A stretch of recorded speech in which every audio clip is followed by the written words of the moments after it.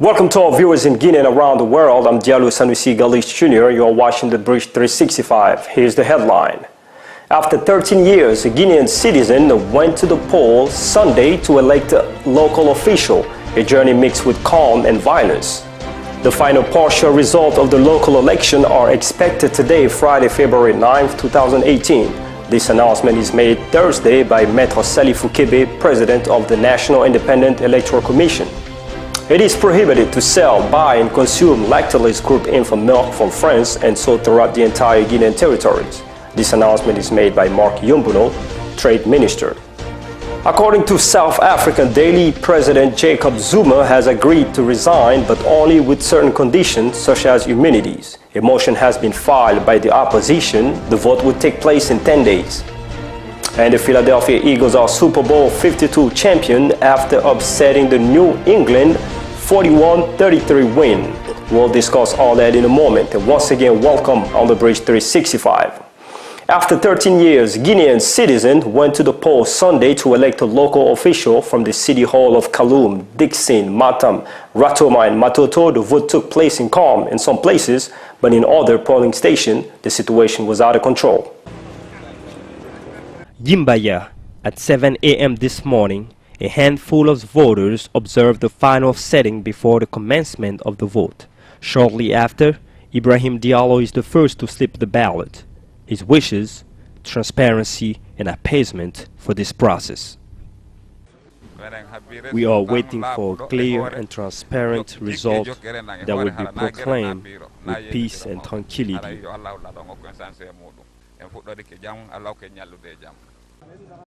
Before our eyes, the members of this party started the vote without having voted first. Ask, they explain. We have to give respect to the old people. Then later on, we can vote. Miles away in Kisoso is the notorious absence of voters in this polling station housed in Kumanjan Keita High School. Only a few show up. As an example, this handicap. I love my country. I want my voice to count. So the member of this polling station complained about the lack of badge. What seems incomprehensible this morning is the erection of this schoolroom in a new polling station relocated in the neighborhood. It did not record any voters this morning, RPG's representative complains. The office was moved. It was supposed to be at Kumanjan Primary School. I did not ask for the cause, but I went to him. He told the manager to guide people to the polling station.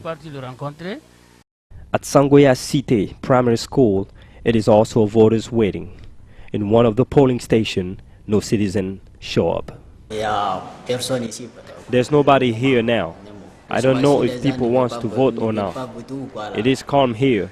We are waiting on voters. In this waiting is the minister, Kawokare, who arrives. The world is watching us. The world is watching us. The world will judge us. Fortunately, God gave us a long life to live this moment. So I ask for calm and serenity and for the maintenance of peace, because tomorrow Guinea will continue to live. The inadequate presence of voters have been obvious since the beginning of the vote in Dabundi with its 16 polling stations. Here, someone fraudulently tried to vote. At Adama Tunkara School, we saw a supervisor who gave the authorization card to other people to allow them to vote. We point out to the agent, they have taken measures. Shortly after, we learned the arrest of 2 young people by the security unit of the local election who engage in this unlawful practice. Now let's take a look at USO 2018, a special security unit put together by President Alpha Condé to secure the local elections.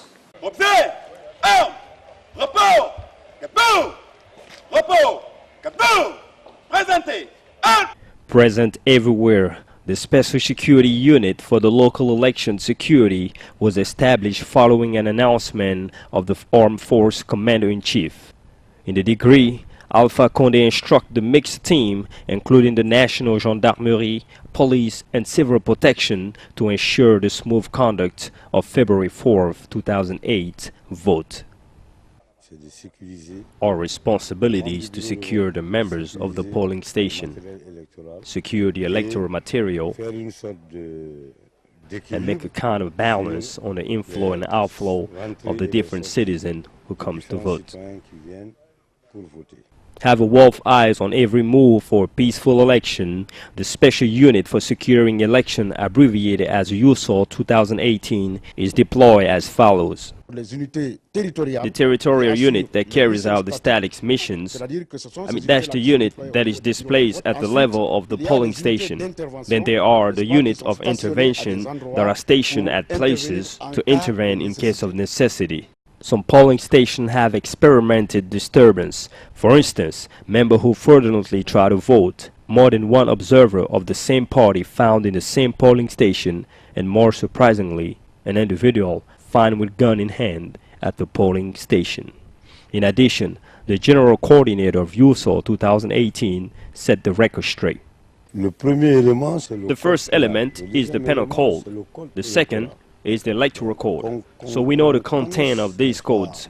And when you are momentarily stranded because you just want to cause a trouble, and when you are momentarily stranded, you answer before the law. There is nothing else to do. You will answer. In order to understand how information is relayed to the security unit, we went to the operations center of the so-called unit, the brain of the team. There, every move is followed closely. A commando team involving behind the scene. Now, to facilitate the communication in case of danger or not between the trio, population agent of USOL and the operations center, 7 numbers are operational, including a green number, which is 102.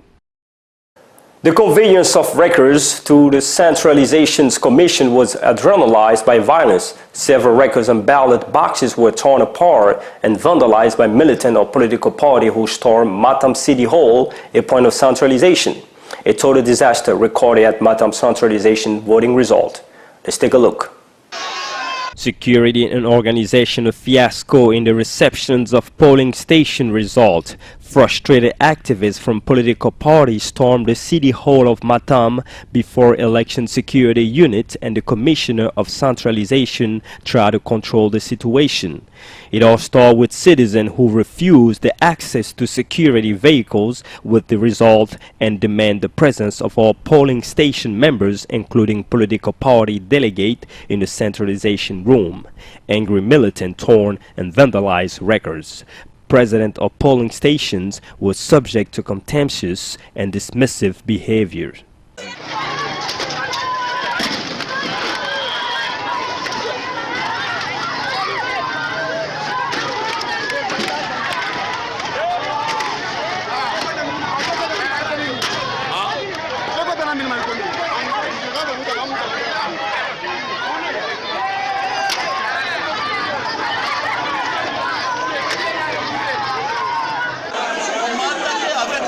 They attacked me with the result in hands.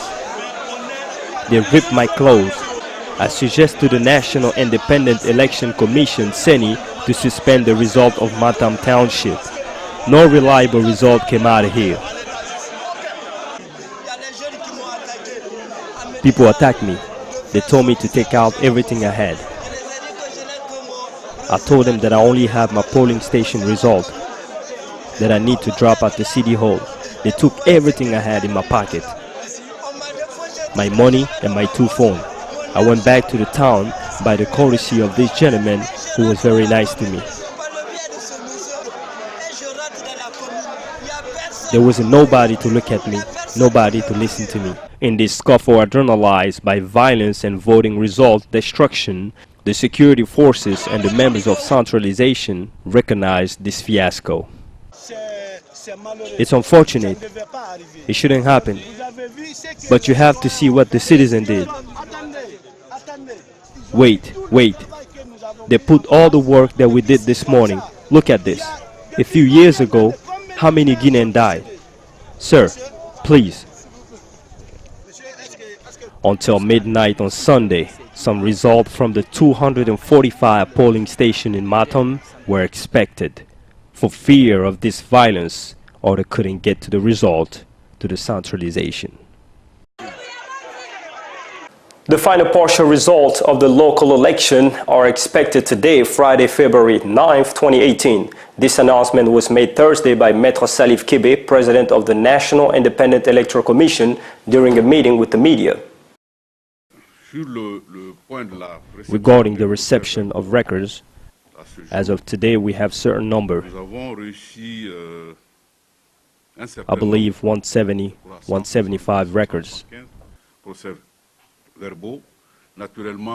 Among those 170, there are few that are subject of indictment before the judge.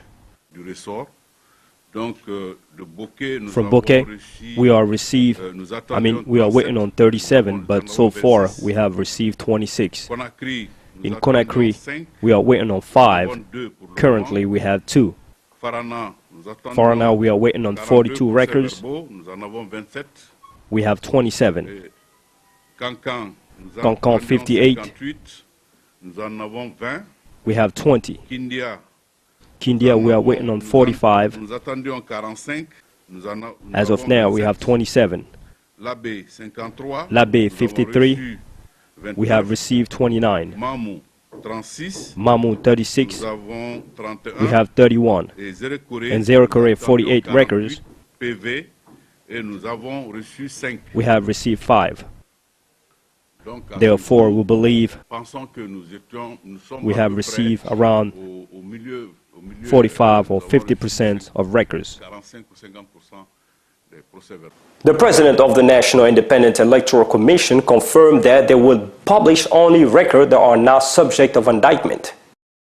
It's continued to come. But what I wanted to point out is that among the lot of records that came to us, there are those who are subject of indictment before the judge. Therefore, we cannot comment on them, because the commitment is to wait till the judge decides that we can announce the result. But for those who are not part of the indictment, or those whose litigation time is exhausted, we can give the result. Certainly tomorrow. The participation rate in the local election of February 4th is estimated at 53% according to COFIG, the Coalitions of Guineans Women and Girls. Let's take a look. According to estimate, the local election participation rate turned around 53%. This information was declared by COFIG, Coalitions of Guineans Women and Girls. It should be noted that COFIG has deployed 700 observers across the country and 13 watchholds, but they deplore the abstention rate. The local election participation rate turned around 53%. Obviously, this figure is still provisional. The results are coming back and forth, but still, for a local election, it is too small. According to Dr. Makali Traoré, president of the COFIG, the difficulties were at 4 levels. The first is the power management and derogation, the power that one person gives to the other to act on his behalf. The second is the fact that some officers have experienced the presence of armed men. Then the lack of polling booth. Some clash with the police. However, she asserted that these cases are not sufficient to question the sincerities of the vote. It is a decision that resonates like a thunderclap. It is prohibited to sell, buy, and consume Lactalis Group infant milk from France and so throughout the entire Guinean territories. This announcement is made by Marc Yumbuno, the trade minister, but also warning of a possible threat to children's health. As part of the consumer protection, and following the European health authorities' alert regarding children contaminated by salmonella,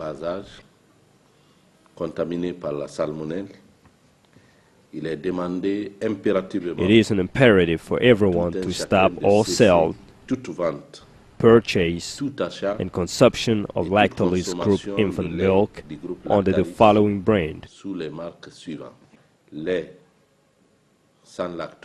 lactose-free milk Pico, Pepti Junior, Junior Pepto, Millimètre Bio sans Melamine huile de Bio without palm palme oil, et lait cœliaque. and Celium milk. Par ailleurs, In addition, toute personne détenant all un person quelconque holding any de ces batch of produits these products est tenu d'informer must inform the dans les ministries meilleurs of délais health and trade les ministères as soon de la as Santé possible. et du Commerce. Je vous remercie pour l'application Once again, I thank you for applying these instructions, qui vont dans le sens de la which protection are in de la line santé with de the la protection population. of our population's health. After a year at the African Union, the Guinean president Alpha Condé passes the torch to his Rwandan counterpart Paul Kagame. The tenant of Sékou leaves the head of the Pan-African Union after engaging several reforms. After a year at the head of the African Union, the Guinean Alpha Condé passes the torch to his Rwandan counterpart Paul Kagame. The tenant of Sékou leaves the head of a Pan-African Union after engaging several reforms. Are the expectations surrounding this ordinary summit and also transition of power from one president to another.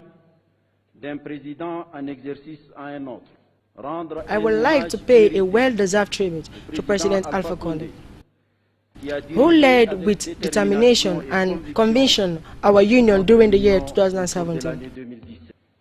Mr. President, your Pan-African commitment and your energy was for the Commission. For me and my colleagues in particular, a priceless source of inspiration and motivation. Standing ovation for the Guinean president who led this organization with brio, according to his colleague. The worsening of the immigration phenomenon and the busting of odious, inhuman slavery traffic, the first consequence of demographic pressure, concern us and require concrete and targeted action on our part. But also we must take our responsibilities. We are no longer a union of presidents who protect each other. We have now become responsible heads of state who do not retreat from acknowledging their weaknesses and determined to overcome them. It's good to blame others, but let's look at ourselves first, our own responsibilities. Most of the problems African countries are facing are in particular foreign intervention, and to compensate, Africa should take its destiny in its hands, reiterate the outgoing president of the Pan-African Union. The migration of our young people to other continents and the most cruel situations they are facing in these perilous adventures are challenges we must resolve. The implementation of the recruitment initiative, the training and deployment of 2 million community health workers across continent illustrate our shared commitment in improving the health and well-being of our women and our young people. Now, Kenyan opposition leader disregarded a call from the general attorney to swear himself in as a people president. The ceremony was put together by Odinga National Super Alliance. Here's the report. Raila Odinga, Kenya opposition leader, sworn himself in as a people president in front of thousands of opposition supporters who gathered Tuesday at Uhuru Park in central Nairobi.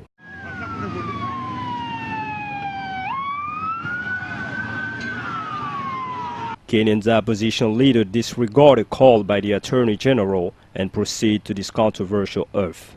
Anti-riot officers and vehicles were present at the event.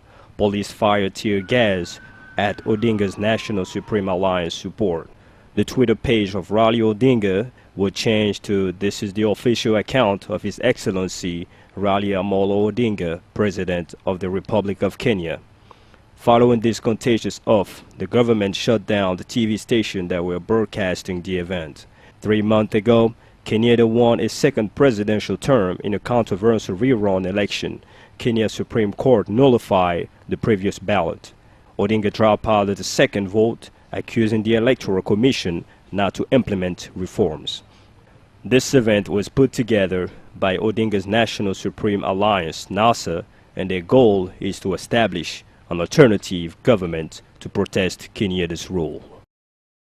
Now we head into South Africa. 955 mine workers of South Africa, a leading gold producer, have been rescued. These mine workers had been trapped on the ground when a power cut struck Wednesday last week. Few mine workers experimented dehydration and high blood pressure, but nothing serious. The accident is thought to have occurred when a storm knocked over the electricity pylon close to the site, triggering a huge power cut. The repeal of the speech to the nation, the cancellation of ANC's meeting on Wednesday night to discuss the fate of the head of the state, the meeting between Cyril Ramaphosa and Jacob Zuma on the transition process are the vocal point that drive the debate on the imminence of President Zuma's resignation. The information fuels everywhere on the resignation. According to South African Daily, President Jacob Zuma has agreed to resign, but only with certain conditions such as immunity. It is in ANC's best interest that President Jacob Zuma resign without constraint in order to avoid division among the party's members. However, a motion has been filed by the opposition to vote will take place in 10 days. Now, the Global Partnership for Education Conference took place in Dakar on the convive of Senegalese President Macky Sall and the French President Emmanuel Macron. Established to support and improve the schooling of 264 children education around the world, the Global Partnership for Education aimed to raise $3 billion in order to finance GPE 2018 and 2020's year. The Global Partnership for Education Conference, chaired by President Macky Sall and Emmanuel Macron, was held in Dakar. During this meeting, several heads of state, dozens of ministers of education from around the world, representatives of civil society and the private sector also made the trip, including Audrey Azoulay, General Director of UNESCO. This year's third Global Partnership for Education Conference slogan is Investing in the Future, and the goal was to raise $3 billion a year by 2020. An opportunity for Global Partnership for Education to call on developed countries to devote 20% of their government budget to education, to solicit financial and technical contribution and advocacy from philanthropic foundations and the private sectors. The Global Partnership for Education was created to support and improve the schooling of 264 million children who can go to school around the world.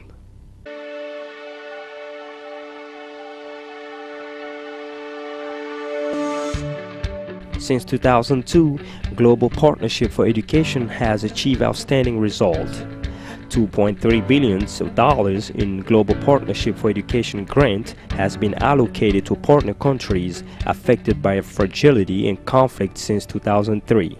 76% of children completed primary school in Global Partnership for Education partner countries in 2015 compared to 63% in 2002.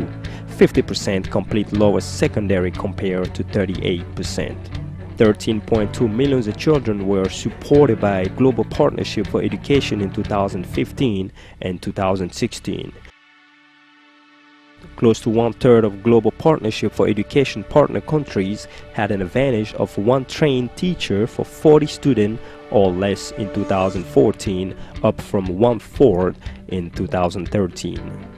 58% of Global Partnership for Education partner countries have good quality education plans or transitional education plans. At this occurrence was also present the singer superstar Rihanna, who decided in her turn to support this initiative.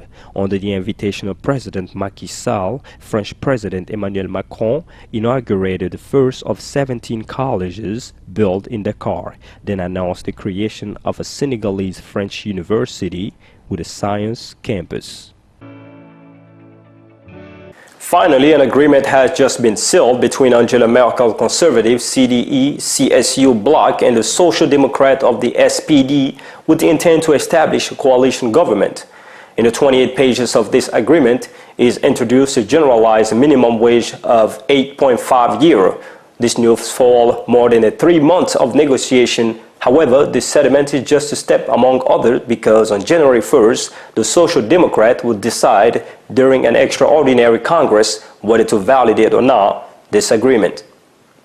This time football, but not European football, but the American National League. The Philadelphia Sixers are Super Bowl 52 champion after upsetting the New England 41-33 win. And now the Eagles quarterback Nick Foles just had an amazing career with the Eagles after replacing Carson Wentz, leading the Philadelphia Eagles to the franchise's first ever Super Bowl victories. Here's Nick Foles after the game. You know, that was a hard-fought game. I mean, New England's a tremendous team, one of the greatest quarterbacks and coaches of all time. I didn't switch my mindset. I wasn't worrying about the scoreboard. I wasn't worrying about the time. I was just playing ball. You know, I was really staying in the moment. This is always the outcome, the goal. But I feel like if you put it on a pedestal, you start forgetting to do the little things, the preparation, the practice. You start forcing balls because you're trying to play at a level that, you know. So when this became reality was when we won the NFC Championship game, because that was what was staying in the moment, and I wasn't worrying about the next day. I was worrying about that moment, and that's what, you know, I did today, we did today. Just staying in this moment, doing everything you can in the moment to be successful, and the outcome was we were world champs. Thousands of Eagle fans massively deluged the streets of Philadelphia to celebrate their first Super Bowl winning in Philly.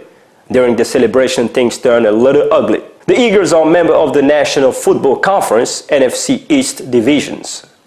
And that's all for today. Make sure you check our social media pages at Twitter, Instagram, and Facebook at The Bridge 365. Once again, thanks for watching. We'll see you next time.